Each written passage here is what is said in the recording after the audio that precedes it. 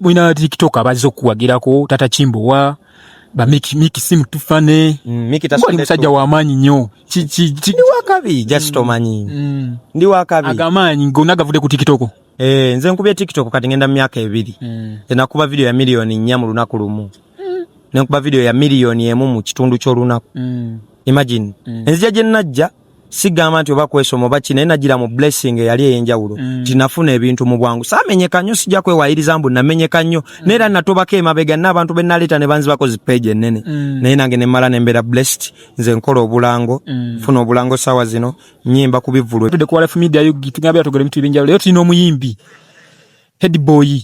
tugenda batandikira watubulire ekivulu kye kigenda mu maaso kyategese tuli waneeno ku Next Peru Mengo next Perry akafonjagalo kabagambe bulungi ka Next Perry yagenda obere kivulu ennyini wabade ku press conference wano ennyini wagenda obere kivulu ngate guseka we tugenda okwechangira wa okay Headboy abantu amu bate bakumanyi abakwebuuza amagireko obuwani bakutegeere fiti bakulabe maaso ne munyi otegese ekivulu kigenderwa ki kigenderwa kyange kya kushininga kwetereza ngo muvubuka nve mbeera gye ndimu ate ngendeko mbeera endala kubanga oyina okozesa chance ngense kyakwagala ngekyakuwadde obudde sawa zino mukyasobola okumpa obudde ne mujja ne mubeera ku press conference yange singa wanaayitawo obudde oba ne munta ne munneesonyiwa papa mugenda tuuka nga sikyasobola baccessinga nga nawe kenyinto kyasobola kujja n'okunzijjako interview ate ng'obuyambi osaba busabe otulaga okiweetaaga obuyambi kyabeetaaga so ekinkozeseza sho kukyusa bulamu nakutereeza mu bintu byenkola nze gwolaba ndi muyimbi ne music wange ate tannatereeza njala mbakola music ateredde tereza obulamu nina nange mukadde wange yeetaaga okutereezaamu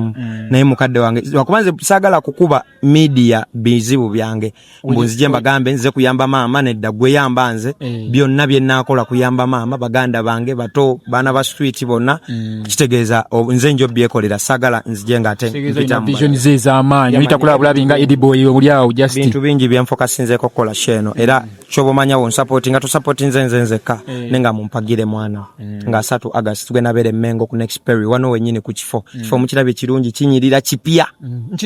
oyina TikTok abazo kuwagirako Tata Chimbowa ba Miki simu tufane Miki tasonde musajja wa manyi nnyo ndi wakabi just omanyi ndi wakabi agamanyi ngonagavude ku TikTok nze nkubye TikTok kati ngenda mu myaka 2 nakuba video ya milioni 4 mu lunaku lumu nakuba video ya milioni 1 mu kitundu ky'olunaku imagine enzija je najja sigamba nti oba kwesoma oba kine nagira mu blessing yali eyenjawulo tinafuna ebintu mu bwangu samenyeka nnyo sijja kwewayiriza mbu namenyeka nnyo neera natobako emabega n'abantu be naleeta ne banzi bakozi page ennene naye nange ne mmala ne mbeera blessed nze nkola obulango funa obulango sawa zino nyimba ku bivulu ebinene nze mpita ku mulyango gwa lugogo ng'omuyimbi yenna omunene yategese ekkololo saayagadde kugenda naye nga nagwo omulyango tegusobola kunnema kuba nina omukwano ku ba bouncer ku ba cameraman ba media handlers yamani Segeza abantu basuubira ku kivulu kyongeri gyoli omukwano kugira nga bana ku disappointinzi bana imposite mujje buzi naye nanze jese bantu bagambe nanze sheno veno mutochi nawo kimanyi nawo kiraba kyenkola veno mtogena mula watu wale msajja wo kamera yoli wakakofi gwe nalabye ngo yogera naye ekiro naye ekiro ngo ga veno tukoye bane mujje nki anganda balaga buli kimu kikutte mwe bale kujja mukigeza mwawulidde omulanga gwange bagulidde bambi sibayisanga ko bubi kyokka kyemanyi sibayisanga ko bubi bambi temumpisanga bubi newe mba nkoze ensobi ku media mumpa bulanga kubanze nsinga okwagala okubeera omuntu omukakamu ku media siyomba gola banyombye naye abanjikiriza ate nnyo so banaye sababu sabi mujje munguleko ticket mun supporting oyina edduuka oli eyo nga ne oba oyinamu emitwalo 2 gwegula ordinary yo jimpe ne oba oyina edduuka sigenda kutunulira mbona mpadde emitwalo 2 nja kubeera appreciative emeza kati bei iri ku mitwalo kuyingira kiri kitya meza tebo biki byonna emeza ya milioni 1 ordinary ya mitwalo 2 VIP ya mitwalo 5 so kitegeeza tubeeko nnyo ebe ya muntu wa wansi waliwo abagambye n'abasedde abana b'essomero n'abagidde mu siringi 3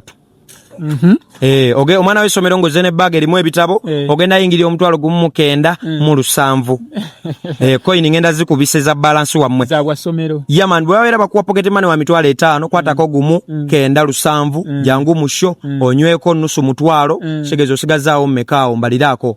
onyweko 7 9 gwogenda okusasula ku mulyango sigazeemuko ebisatu byo osigazeemu ebisatu bane ekibalo kinene kyembabalidde onanywa bigiji bandanga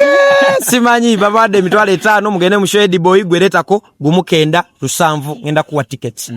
yaman bajidemu ebisatu wabi asi wabi music wakamutandika sofa music nakamutandika naye ali atya atambulanga wabibala bimenya nnyo sagala kabiri abana Uganda banaye kibi nnyo tukabye nnyo naye ebintu tebiri kumenya nnyo okusinzira abalala batoba nnyo naye nza at least nfunayo challenge olusanvu si lusanvu kasanvu challenge nga kasanvu nofuna 10k nofuna challenge emitwalo emekka kati olumba lw'essomero luli mu views zesimanyi kyemanyirwa wezagane miliyoni ku TikTok ne ku YouTube YouTube yange teyasoka kunsasula kyovola bankaba mwana nandibadde ndi fit ng'olumba lwange lulina lulyamu ne nali nkyali fala nakabuuka naye mba mbuuse deni mubuuke nange mumpagire. Okay, kati kiteka kino kyoliko kibaita nti numbers zoyina ku TikTok oba ku media oyagala zityo zoteke muri yo live njagala numbers njagala ndabe ku bantu baba mpagira gwe we nagendo sigale waka nga leero bwe ntunudde mu audience bade ku press conference nina besirabye mu ngamba manyi ne manyi ono tazze ne mu show yange nkulairiya napangisiza amataala gaaka buli muntu anabera mu nja mulaba toyina ogena kunnimbira nti Headboy najja wallahi bwotajja mission kujawo bali yake betabika mu bantu kwebuzabuza saagala bantu abo bebuzabuza bo batogenda kujja it's okay well and good naito nebuliza ko ngewedde bambi mwemu shobo ensala ngenda kwekwasa kitegeza jangu shote ensala mbagendereza nnyo ate mbalamirikiriza so bana inakuzo mwezi nga 3 August nyongero bako olaba je ine kira kyogamba sina kyache ngenda kugamba okujja ko mazo ko ola abantu kyembade ngendo kugamba ekisembayo mazo bako ola nkwa oyagala badde mutosa naye je kyasi ngendo kwagaliza blessings kuba bino ebintu bya sosi byangu kyemanyi olumoso wange mmere togiridde oba nojerabira nojerabira kwa abantu banda no mubiri naye nkoze